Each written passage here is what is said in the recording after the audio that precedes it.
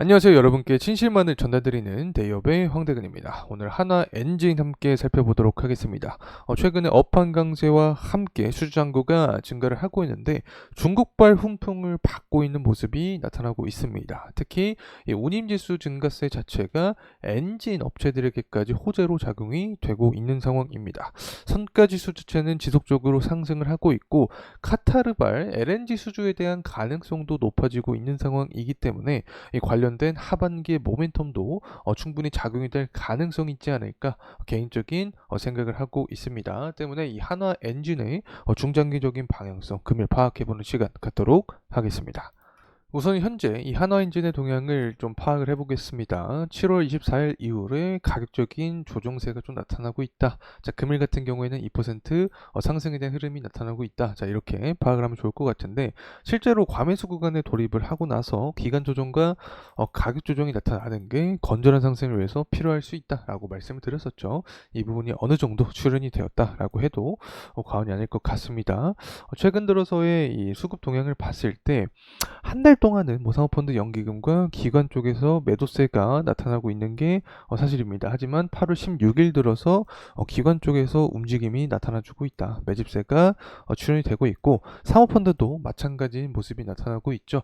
최근에 수주 계약을 맺은 점 그리고 실적의 상승세가 이런 긍정적인 동향을 만들어주고 있지 않나 생각을 하고 있습니다. 그렇다면 하반기에 어떠한 모멘텀이 출현이 돼야 더욱더 강한 매집세가 발현이 되면서 추가적인 상승 흐름까지 이어질 수 있을까? 금일 영상을 통해서 말씀드릴 예정에 있으니까 집중해서 시청해 주시면 감사하겠습니다.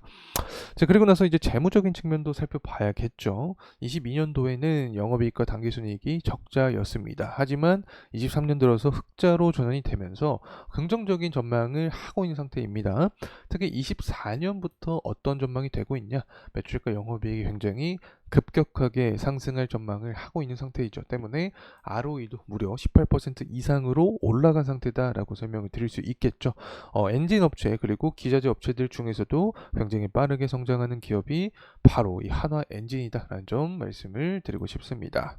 지난 시간에서도 말씀을 드렸지만 올 상반기 수주 잔고가 2조 8천억 가량으로 3년 전보다 비교를 했을 때 2배 가량 증가를 했습니다. 특히 최근에는 중국 쪽에서 수주를 따냈는데 이 뉴타임 조선소와 약 2,330억 가량의 규모의 엔진 공급 계약을 맺었다라는 말씀을 드릴 수 있겠고 통상 이 해운사가 호황이 되면 선박 발주를 늘리고 연이어서 조선사가 엔진 발주를 하면서 엔진사까지 호황이 되는 구조적인 측면이 있죠. 때문에 전반적인 업황 강세에 더불어서 최근에 이 선박용 엔진 공급 계약을 맺었고 매출액 대비 27.3%니까 굉장히 큰 규모의 계약이다라고 설명드릴 수 있습니다.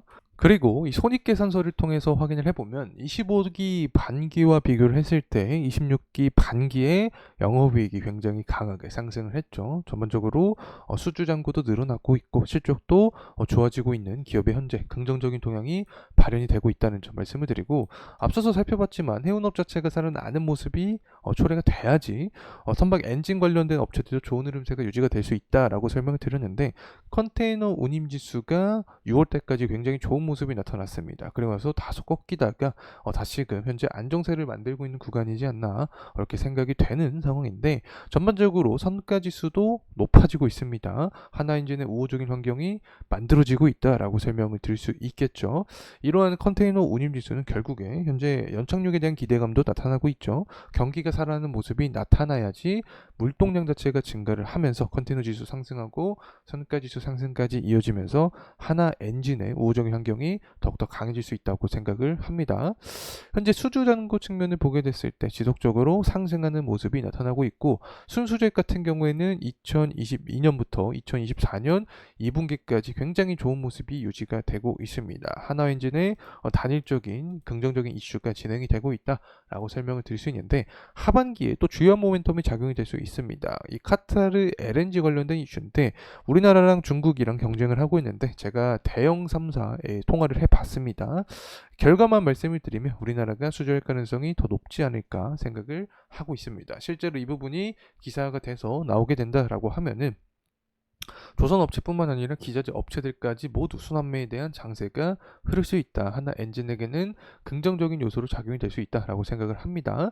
특히 LNG가 기자재 업체들에게 조금 더 직접적인 영향을 준다라고 설명을 드렸는데 이 LNG의 모멘텀의 가장 중요한 부분이 바로 유가랑 천연가스라고 제가 말씀을 드렸었죠. 이 두 가지 가격대가 아직까지 상승에 대한 흐름은 나타나지 않고 있습니다. 전반적으로 수요가 좀 높아져야 상승할 수 있겠는데 이런 수요적인 부분은 제조업 지표라던가 경기가 좀 확장세가 보여야지 상승할 수 있다. 결과적으로 유가가 상승하고 천연가스가 상승해야지 LNG 모멘텀이 불면서 조선업 2차 강세에 대한 흐름이 나타날 가능성이 있지 않을까 생각을 합니다.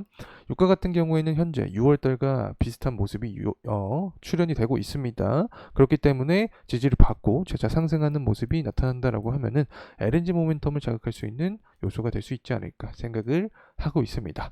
사실 천연가스 같은 경우에는 수요가 증가를 할 수밖에 없다고 설명을 드렸는데 AI발 효과로 인해서 전력 관련된 수요는 증가할 수밖에 없다. 특히 신재생 에너지뿐만 아니라 원전에 대한 수요도 증가를 하고 있고 이런 원전보다도 싼 게 천연가스이기 때문에 천연가스 수요는 증가할 수밖에 없다라는 말씀을 드렸습니다. 특히 트럼프 당선 확률이 높아지면 LNG 규제를 철폐를 하게 된다라고 하면서 전통 에너지인 천연가스나 석유에 관련된 수요가 증가할 수 있다라고 설명을 드렸죠. 때문에 이 9월달 대선 토론이 어떻게 흘러가는지 금리 인하의 방향성이 어떻게 흘러가는지 유동성이 들어오면서 원자재에 대한 상승을 만들어줄 수 있을지 이러한 측면도 우리가 살펴볼 필요가 있지 않나 생각을 합니다. 다시금 돌아와서 하나 엔진의 가격적인 흐름을 살펴보도록 하겠습니다. 주봉으로 살펴보도록 하죠. 현재 구간을 봤을 때 5일선, 5일선과 21선 사이에 있는 구간이다 라고 말씀을 드릴 수 있습니다. 이 구간 자체가 매물대가 단단하게 쌓여 있는 구간이기 때문에 지지를 받고 계속해서 상승세가 나타나는 게 가장 이상적인 시나리오가 될 수 있다라고 생각을 하고 있는데 이 구간을 이탈한다라고 하면은 21선 구간 그리고 8월 초에 나타났던 61선 구간에선 지지를 받고 상승하는 게 가장 이상적일 수 있다. 그렇게 되면 7월 달에 기록했던 이 고점 구간에 대한 돌파 여부가 가장 중요한 포인트가 될 수 있다는 점 말씀을 드리고 싶습니다. 자, 이상으로 이 하나 엔진에 대한 영상 마무리하도록 하겠습니다. 끝까지 시청해주셔서 감사합니다.